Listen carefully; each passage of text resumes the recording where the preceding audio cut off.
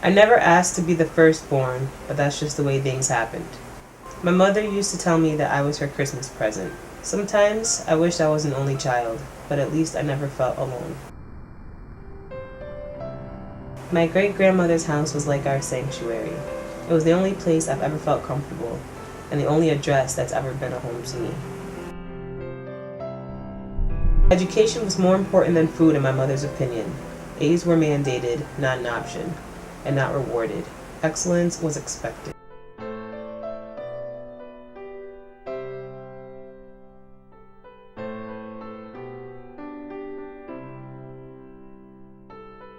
When our mom got cancer, I had to be the rock for the family. The one time when it should be okay for me to express my emotions, I couldn't, because at least 4 people looked to me to be strong. Getting placed into foster care didn't help matters. This is especially true when your own aunt puts you there, as if I didn't have enough trust issues to begin with. We learned to keep our clothes packed in the plastic garbage bags we were given, and to not take it personally when we got kicked out.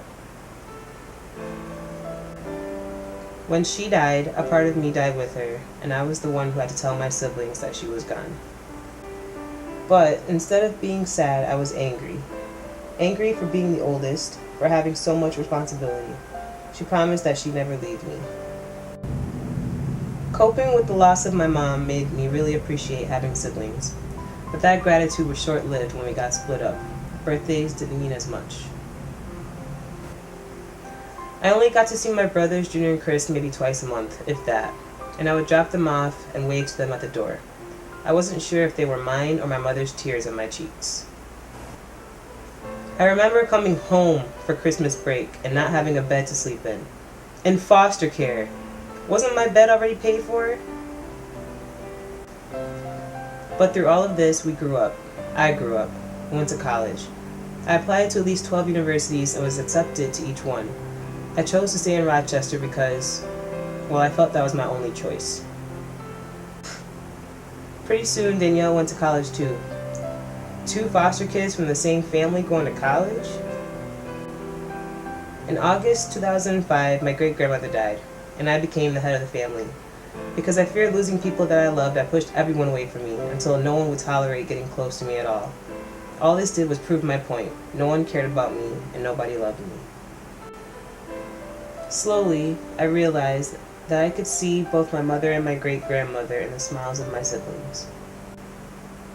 I graduated from college in 2007. Mercedes had just finished her freshman year. That makes 3. Taking a year off from school was my excuse to get away from the mundane. Law school had to wait.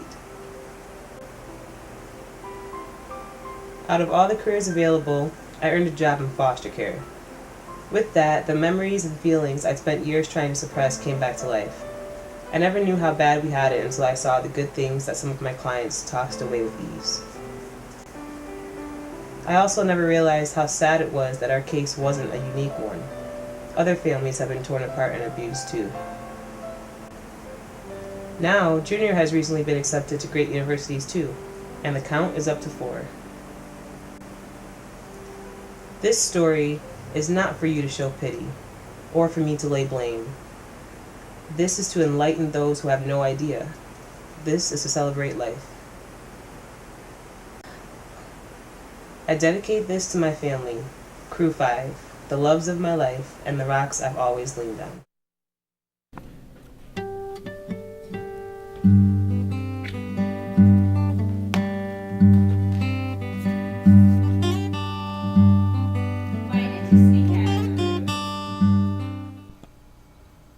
So, how many families have you lived with?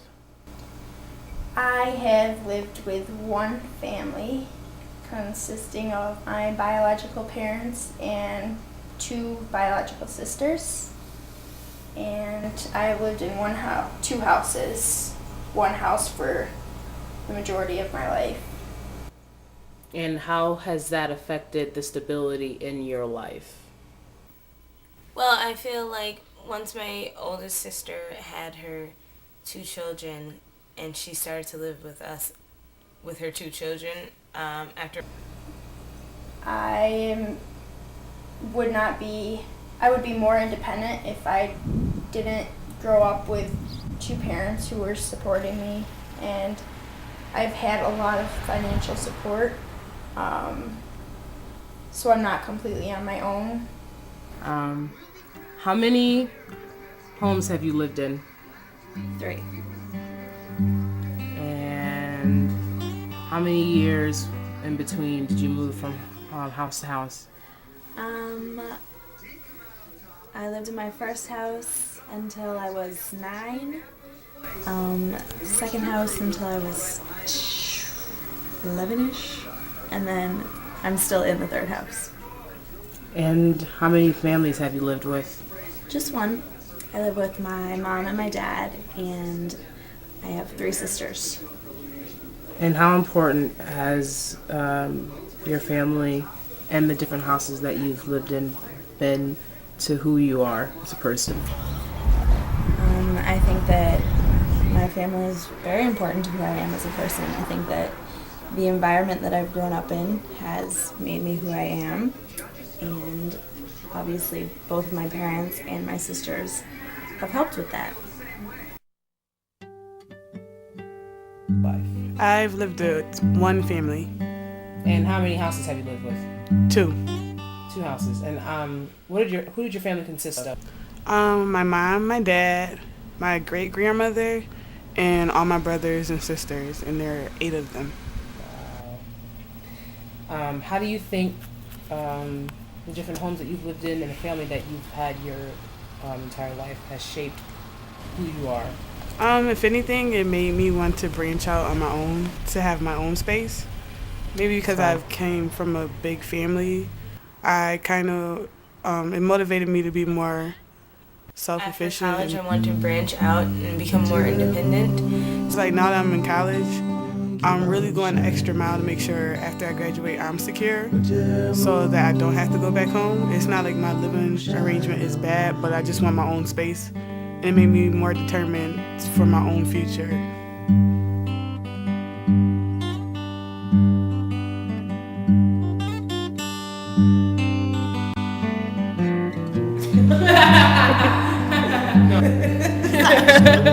And the trees sleep with their branches black and bare on the grassy